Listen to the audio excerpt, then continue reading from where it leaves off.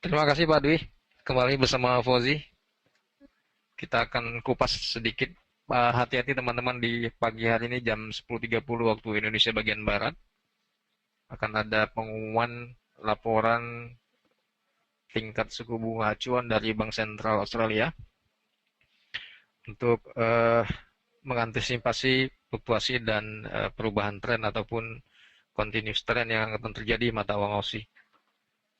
Terkait dengan data US kemarin ini angkanya sedikit merah Pak Dwi, dari 55,5 ke 53,5 di ISM Manufacturing PMI. Ada kontraksi negatif untuk di kita akan mulai satu persatu dulu dari Australia.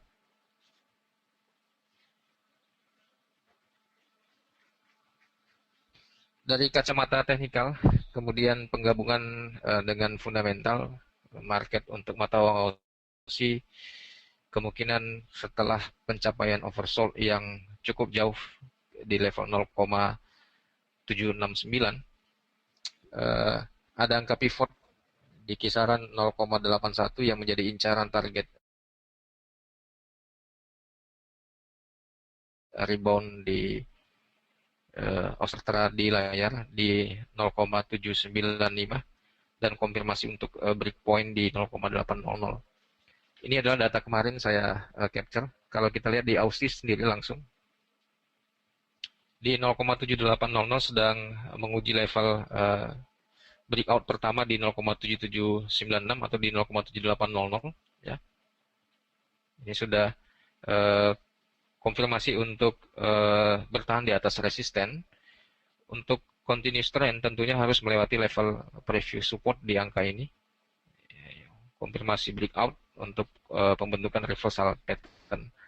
Dari konfirmasi daily juga sedang menguji resisten yang kita gambar tadi di time frame 4 jam.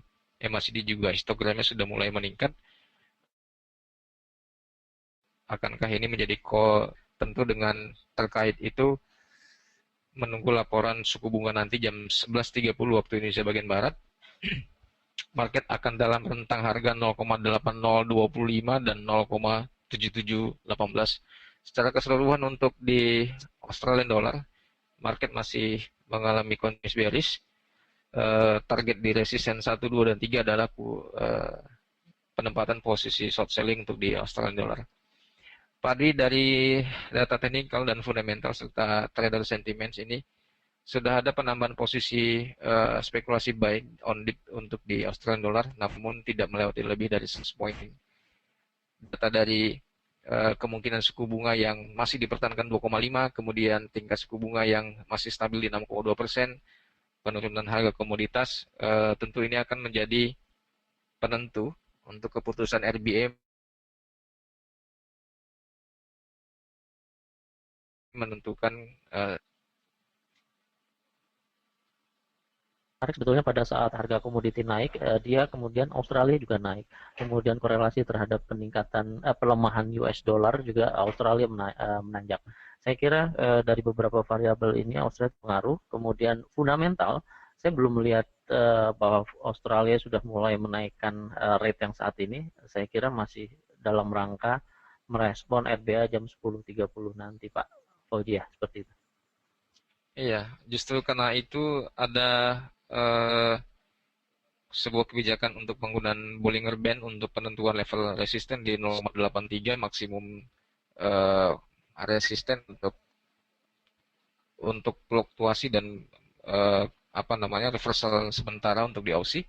Namun untuk overall target forecast kita sampai di akhir Maret ini masih berkisaran di 0,83, 81 dan 0,800. Dari bounce back ini ada incaran level support yang menjadi harga menarik untuk penempatan posisi long Aussie di 0,744 ini untuk maksimum downstream ya. Baik, kita lanjut ke Jepang. Di mana topik di Jepang adalah memangkas laju pertumbuhan inflasi yang cukup tinggi dikarenakan tingkat pajak yang cukup menjadikan trigger inflasi di Jepang. Kemudian saat ini Jepang sedang berusaha untuk membatasi pertumbuhan inflasi itu. Namun konsekuensi dari spekulasi traders mata uang seluruh dunia global ini masih memberikan outlook negatif di Jepang terhadap mata uangnya terus melemah. Ada incaran level-level tengah yang menjadi pivot untuk di kuartal 1, kuartal kedua, dan kuartal ketiga dengan maksimum uptrendnya di 1, 2, 3. Oleh karena itu teman-teman, untuk preview support yang menjadi incaran buy on limit kita di 115.54. Kalau kita lihat dari MetaTrader,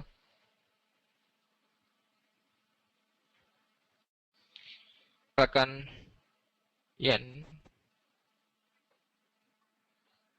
sejak akhir Desember ya, sejak Desember kemarin sampai sekarang ini formasi double bottom yang menjadi signal reversal atau signal continuous uptrend di yen masih menjadi incaran harga buying area ya. Berarti di sini adalah posisi buying area.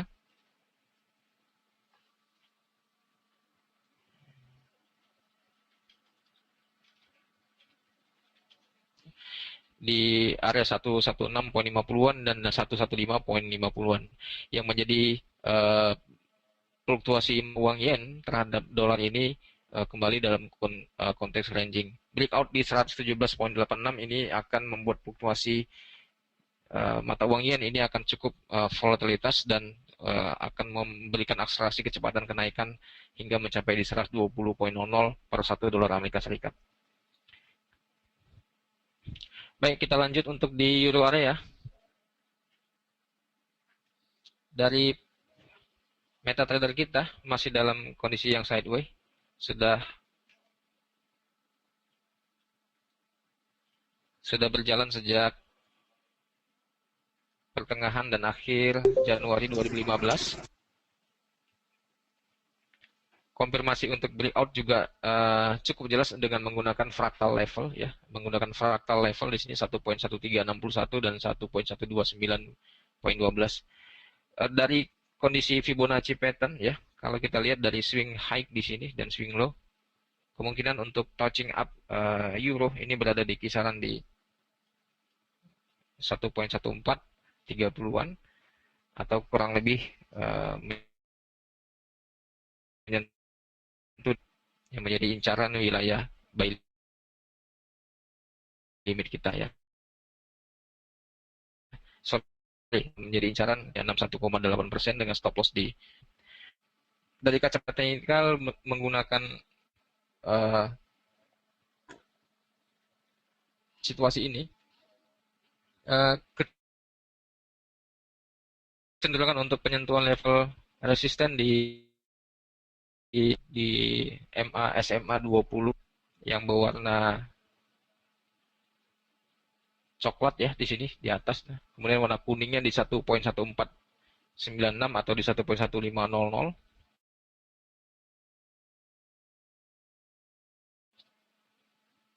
Ya di euro di 1.2. Untuk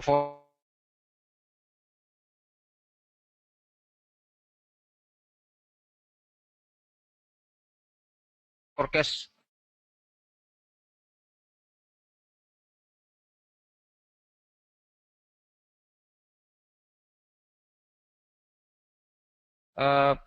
dan karena kan ekonominya akan stabil ya, ekonomi stabil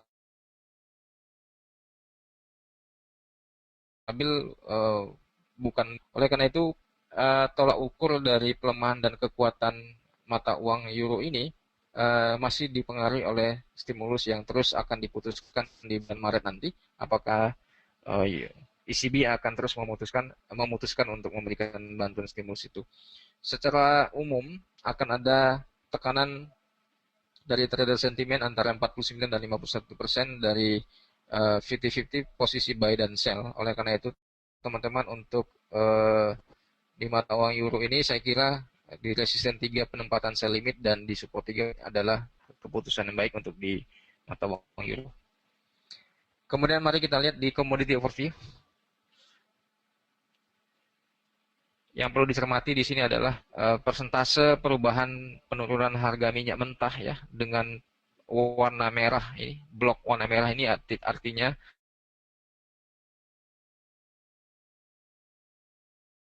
penurunan komoditas diukur dari 2014 ya, penurunannya ini sudah cukup jauh. Grafiknya yang berwarna grey ya, yang berwarna abu-abu di sini. Kemudian sorry, ini heating oil, yang grey ini yang paling bawah ini adalah price change percentage untuk di oil. Kalau kita compare dengan stok minyak Amerika Serikat yang berwarna blok hijau, crude oil sampai year to date percentage change-nya di 8,3%, dari penurunan 12 bulan terakhir 10,72 sekarang di 8,35. Ya, kalau kita lihat dari porsi weekly, monthly, 3 month dan 6 month ini ada gradual kenaikan supply oil di minyak, supply oil di Amerika Serikat, dan sekarang ada penurunan supply di 8,35%.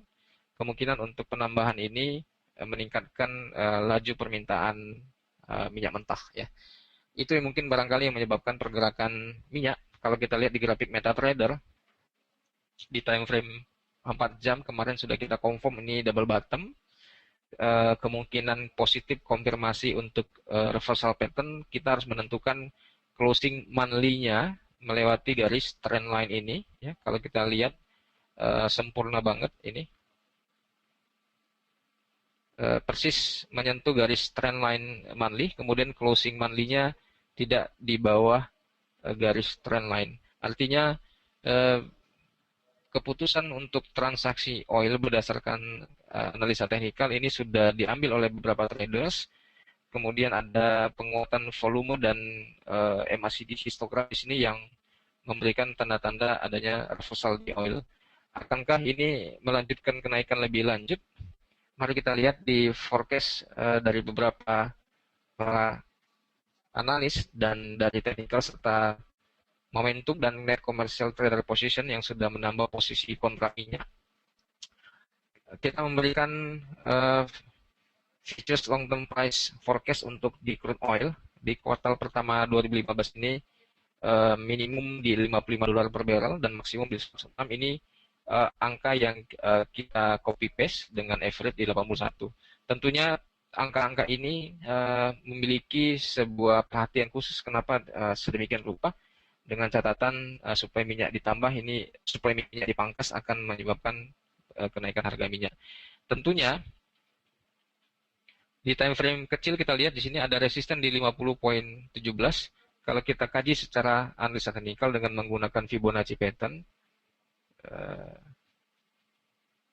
dengan expansion seperti ini ya, atau dengan retracement begini, kalau kita ukur dari fluktuasi breakout pertama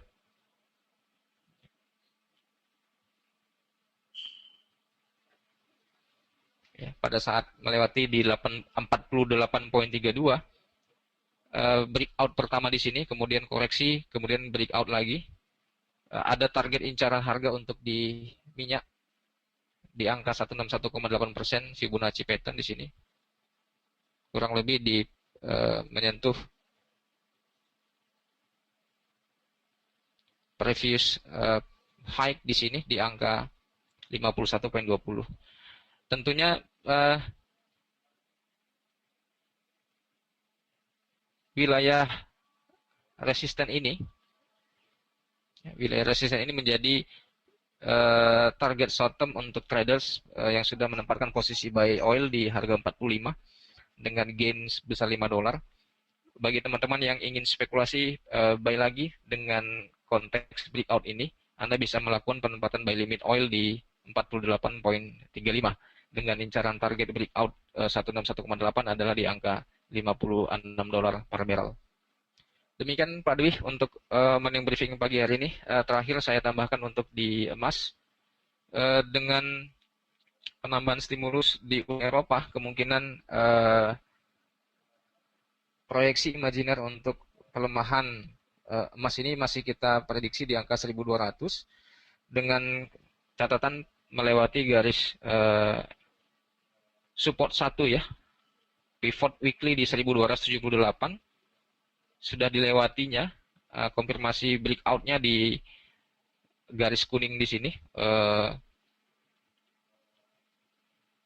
kurang lebih di 1235 untuk emas mengalami penurunan di area 1183, kemudian 1190 dan 1200. Ada angka tengah di sini yang sifatnya gradual dengan tetap memperhatikan shadow-shadow di angka 1100 dan 1150. Demikian Pak Dwi untuk morning briefing dari Medan. Ada pertanyaan barangkali dari floor?